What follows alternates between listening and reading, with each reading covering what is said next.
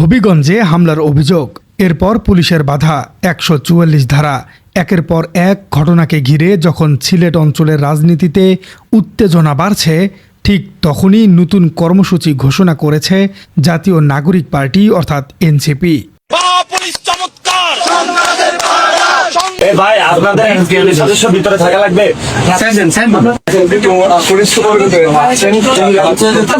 যদি বলেন এখানে মিথ্যা প্রোপাগান্ডা ছড়ানো হচ্ছে যে নাসিরউদ্দিন পাটোয়ারি কটূক্তি করেছে, এটা বলেছে সেটা বলেছে। নাসিরউদ্দিন পাটোয়ারি অথবা আমাদের দলের যে কেউ যদি প্রচলিত আইন বিরোধী, আইন লঙ্ঘন করে কোনো বক্তব্য দেয়, আইন অনুযায়ী তার ব্যবস্থা হবে। আর এই কর্মসূচি কোনো একটি জায়গায় সীমাবদ্ধ নেই। সিলেটের ৫ উপজেলা কানাইঘাট, ওসমানীনগর, কোম্পানীগঞ্জ, গোয়াইনঘাট এবং জৈন্তাপুর টানা ২ দিনে এসব এলাকায় পদযাত্রা এবং সমাবেশ করবে এই দলটি। কিন্তু প্রশ্ন হচ্ছে, হবিগঞ্জের ঘটনার পর সিলেটে কেন এত বড় কর্মসূচি দেয়া হলো? কেনই বা কর্মসূচিকে ঘিরে ৫ প্লাটুন বিজিবি মোতায়েন করতে হলো? আর সবচেয়ে গুরুত্বপূর্ণ প্রশ্ন, হবিগঞ্জে যে উত্তেজনা তৈরি হয়েছে তার কোনো ছায়া কি এবার সিলেটেও পড়তে যাচ্ছে?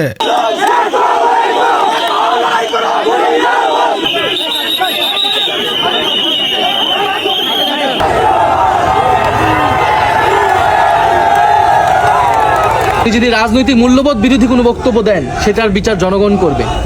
ভোটে জনগণ রায় দেবে, জনগণ সেটা বিচার করবে। কিন্তু এই প্রশ্নগুলোর উত্তর খুঁজতে গেলে চোখ রাখতে হবে গত কয়েকদিনের ধারাবাহিক ঘটনাগুলোর দিকে। দেশ গড়তে জুলাই জাগরণ, এই স্লোগানকে সামনে রেখে বাংলাদেশে পদযাত্রা কর্মসূচি পালন করছে জাতীয় নাগরিক পার্টি।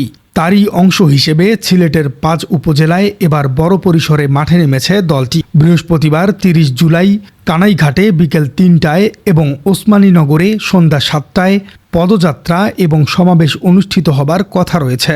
এর পরের দিন অর্থাৎ শুক্রবার ৩১ জুলাই আরও ৩টি উপজেলায় কর্মসূচি রয়েছে তাদের। অর্থাৎ মাত্র ২ দিনে সিলেটের ৫টি গুরুত্বপূর্ণ উপজেলায় রাজনৈতিক উপস্থিতি জানান দিতে যাচ্ছে এনসিপি। এবং এই কর্মসূচিতে শুধু স্থানীয় নেতারাই থাকছেন না, কেন্দ্রীয় পর্যায়ের একাধিক পরিচিত মুখ উপস্থিত থাকবেন বলে জানিয়েছে এনসিপি। আছে তাদের দলীয় পেটোয়া বাহিনী হিসেবে কালকে ছাত্র দল সন্ত্রাসী হামলা চালিয়েছে, তারা তাদের পুলিশকে ব্যবহার করে প্রোটেক্ট করছে এবং পুলিশও এই বিএনপির দ্বারা ব্যবহৃত হচ্ছে। এটা হলো পুরাতন বিষয়ের পুনরাবৃত্তি। আর আপনি দেখেন একটু এখান থেকে ২০০ মিটার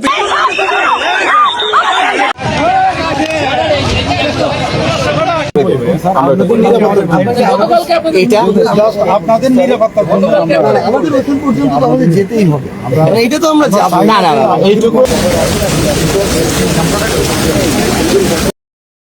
কর্মসূচিতে থাকার কথা রয়েছে দলটির আহ্বায়ক নাহিদ ইসলাম, সদস্য সচিব আক্তার হোসেন, সংরক্ষিত নারী আসনের সংসদ সদস্য ডক্টর মাহমুদা মিতু, মুখ্য সংগঠক নাসিরউদ্দিন পাটোয়ারি, উত্তরাঞ্চলের মুখ্য সমন্বয়ক সার্জিস আলম, দক্ষিণাঞ্চলের মুখ্য সংগঠক হাসনাত আবদুল্লাহ এবং মুখপাত্র আসিফ মাহমুদ সজীব ভুইয়া সহ কেন্দ্রীয় নেতাদের। এখানেই তৈরি হয়েছে একটি বড় রাজনৈতিক সমীকরণ, কারণ এই কেন্দ্রীয় নেতাদের অনেকের নামই এখন আলোচনায় এসেছে হবিগঞ্জের সাম্প্রতিক ঘটনাকে ঘিরে। ২৮ জুলাই হবিগঞ্জে এনসিপির পদযাত্রা শেষে ফেরার পথে দলের মুখ্য সমন্বয়ক নাসিরউদ্দিন পাটোয়ারি এবং উত্তরাঞ্চলের মুখ্য সংগঠক সার্জিস আলমের গাড়িবহরে হামলার অভিযোগ উঠেছে।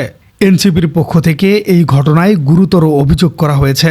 দলটির দাবি, হামলায় সার্জিস আলম সহ বেশ কয়েকজন আহত হয়েছে। আর এরপরেই ২৯ জুলাই হাসনাত আবদুল্লাহ সহ এনসিপির কেন্দ্রীয় নেতৃত্বরা হবিগঞ্জে প্রবেশ করেন এবং পুলিশের ব্যারিকেড ভেঙে শেষ পর্যন্ত গতদিনের হামলায় অভিযুক্তদের বিরুদ্ধে একটি মামলাও দায়ের করেছেন। এনসিপির পক্ষ থেকে অভিযোগ তোলা হয়েছে বিএনপির কিছু নেতাকর্মীর বিরুদ্ধে। অন্যদিকে স্থানীয় বিএনপিপন্থী নেতাদের বক্তব্য সামনে এসেছে।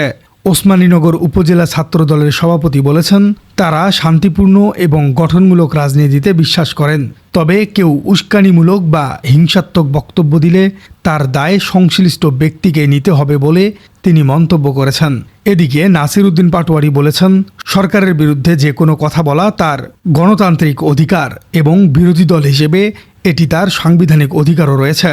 অর্থাৎ হবিগঞ্জ থেকে এবার সিলেট কর্মসূচি শুরু হবার আগেই দুই পক্ষের বক্তব্যে স্পষ্ট হয়ে উঠেছে রাজনৈতিক মাঠে উত্তেজনার জায়গাটি একেবারেই উড়িয়ে দেয়া যাচ্ছে না।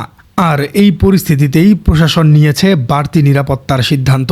সিলেটের 5 উপজেলায় এনসিপির কর্মসূচি ঘিরে মোতায়েন করা হয়েছে 5 প্লাটুন বিজিবি। এর পাশাপাশি থাকবে জেলা পুলিশ, ডিবি, এপিবিএন এবং সাদা পোশাকের পুলিশ। সিলেটের অতিরিক্ত police super crime and ops Zakir Hossain জানিয়েছেন, সফর উপলক্ষে সর্বোচ্চ নিরাপত্তা নিশ্চিত করা হয়েছে। এখন প্রশ্ন হলো, কেন এত বড় নিরাপত্তা ব্যবস্থা? এর উত্তর খুঁজতে গেলে আমাদের একটু হবিগঞ্জের পরের দিনের ঘটনায় ফেরত যেতে হবে। দর্শক, এদিকে 11 দলীয় ঐক্য হবিগঞ্জে এনসিপি নেতাদের গাড়িবহরে হামলার অভিযোগে এবং পরের দিন পুলিশি বাধার তীব্র নিন্দা জানিয়েছে। জামাত জোটের সমন্বয়ক হামিদুর রহমান আজাদ বলেছেন, রাজনৈতিক বক্তব্যের জবাব রাজনৈতিকভাবেই দিতে হবে। কারোর বক্তব্য আক্রমণাত্মক মনে হলে তার রাজনৈতিক জবাব দেওয়া যেতে পারে, কিন্তু কোনোভাবেই হামলা কিংবা সন্ত্রাসের মাধ্যমে সেটি নয়। একই সঙ্গে তারা হামলার সঙ্গে জড়িতদের শনাক্ত করে আইনগত ব্যবস্থা নেবার দাবি জানিয়েছেন। ফলে এখন বিষয়টি আর শুধু এনসিপির কর্মসূচির মধ্যেই সীমাবদ্ধ নেই। হবিগঞ্জের ঘটনা ঘিরে রাজনৈতিক দলগুলোর অবস্থান, পুলিশের ভূমিকা এবং রাজনৈতিক অধিকার সবকিছু মিলিয়ে তৈরি হয়েছে এক বড় বিতর্ক। আর সেই বিতর্কের মধ্যেই এবার সিলেটে নামছে এনসিপি। এখানেই কর্মসূচিটির গুরুত্ব আরও বেড়ে যাচ্ছে, কারণ এনসিপির কেন্দ্রীয় সদস্য ব্যারিস্টার জুনাইদ আহমেদের বক্তব্য অনুযায়ী সিলেটকে দীর্ঘদিন ধরেই সম্প্রীতি, সহমর্মিতা এবং রাজনৈতিক সহাবস্থানের অঞ্চল হিসেবে দেখা হয়। তার দাবি, সিলেটে এনসিপির প্রতি মানুষের আগ্রহ এবং সমর্থন রয়েছে। গত বছরের জুলাইয়ের পদযাত্রাতেও সেই জনসম্পৃক্ততার প্রতিফলন দেখা গিয়েছিল বলে তিনি উল্লেখ করেছেন। এবার 5 উপজেলায় একসঙ্গে কর্মসূচি দিয়ে সেই রাজনৈতিক ভিত্তি আরও দৃশ্যমান করতে চাইছে দলটি। আর কানাইঘাটে স্থানীয় এনসিপি নেতাদের বক্তব্য যথেষ্ট তাৎপর্যপূর্ণ। সেখানে দলটির নেতারা দাবি করেছেন, পদযাত্রাকে কেন্দ্র করে ব্যাপক উৎসাহ তৈরি হয়েছে। এমনকি বিভিন্ন রাজনৈতিক দলের নেতাকর্মী এবং সাধারণ মানুষের মধ্যেও আগ্রহ তৈরি হয়েছে বলে তিনি দাবি করেছেন। এদিকে নাসিরউদ্দিন পাটোয়ারি ইতিমধ্যেই সরাসরি বিএনপির বিরুদ্ধে সন্ত্রাস নির্ভর রাজনীতির অভিযোগ তুলেছেন। কামাইছড়া পুলিশ ক্যাম্পে অভিযোগ দেবার পর সাংবাদিকদের সঙ্গে কথা বলেন তিনি। তার বক্তব্য অনুযায়ী, হবিগঞ্জের ঘটনায় হামলাকারীদের বিচার হলে দেশে আইনের শাসন প্রতিষ্ঠার বিষয়টি প্রমাণিত হবে, আর বিচার না হলে সেটি নিয়ে প্রশ্ন তৈরি হবে। তিনি আরও অভিযোগ করেন, বিএনপি নেতা জি.কে. গাউসের অনুসারীরা চেইন, হকি স্টিক এবং ধারালো অস্ত্র নিয়ে হামলা চালিয়েছিল। তবে মনে রাখতে হবে, দর্শক, এনসিপির পক্ষ থেকে বলা হয়েছে, হামলায় আহতদের পক্ষে হবিগঞ্জ জেলা যুবশক্তির আহ্বায়ক তন্ময় তাহের অভিযোগ দায়ের করেছেন। ভিডিও ফুটেজের ভিত্তিতে শনাক্ত হওয়া 11 জনের নাম উল্লেখ করা হয়েছে এবং আরও প্রায় 100 জনকে অজ্ঞাত আসামি করা হয়েছে বলে দাবি করা হয়েছে।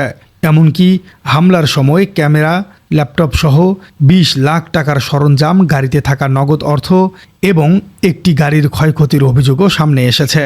এখন এই মামলার তদন্ত কতদূর যায় সেটি গুরুত্বপূর্ণ, কারণ সিলেটের কর্মসূচির আগে এই মামলার অগ্রগতি রাজনৈতিক পরিবেশে প্রভাব ফেলতে পারে। আর প্রশাসনও বিষয়টিকে হালকাভাবে নিচ্ছেন না। 5 প্লাটুন বিজিবি মোতায়েনের পাশাপাশি সাদা পোশাকে পুলিশ এবং গোয়েন্দা নজরদারি রাখা হচ্ছে। অর্থাৎ প্রশাসনের বার্তা একেবারে পরিষ্কার। হবিগঞ্জের উত্তেজনার পর সিলেটে আসলে কি হতে যাচ্ছে এই মুহূর্তে নিশ্চিত করে সেটি বলার কোনো সুযোগ নেই। তবে একটি বিষয় নিশ্চিত, সিলেটের আগামী 2 দিন বাংলাদেশের রাজনীতিতে বিশেষ নজর কাটতে যাচ্ছে। কারণ একদিকে এনসিপির বড় কর্মসূচি, অন্যদিকে হবিগঞ্জের সাম্প্রতিক উত্তেজনা, তার সঙ্গে রাজনৈতিক দলগুলোর পাল্টাপাল্টি বক্তব্য এবং বাড়তি নিরাপত্তা ব্যবস্থা, সবকিছু মিলিয়ে সিলেট এখন রাজনৈতিকভাবে অত্যন্ত গুরুত্বপূর্ণ একটি পর্যায়ে দাঁড়িয়ে আছে। দর্শক, হবিগঞ্জের পরে এবার সিলেটে এনসিপির এই বিশাল সাহসী পদক্ষেপকে আপনি কিভাবে দেখছেন? কেন শেখ হাসিনার বিদায়ের পরেও বাংলাদেশে এই তরুণ নেতারা স্বাধীনভাবে গণতন্ত্র চর্চা করতে পারছেন না? কমেন্টে জানিয়ে দিন আপনার মূল্যবান মতামত। আর আমাদের চ্যানেলে নতুন হয়ে থাকলে চ্যানেলটি সাবস্ক্রাইব করে বেল আইকনটি বাজিয়ে দিন। দেখা হচ্ছে পরবর্তী কোনো ভিডিওতে।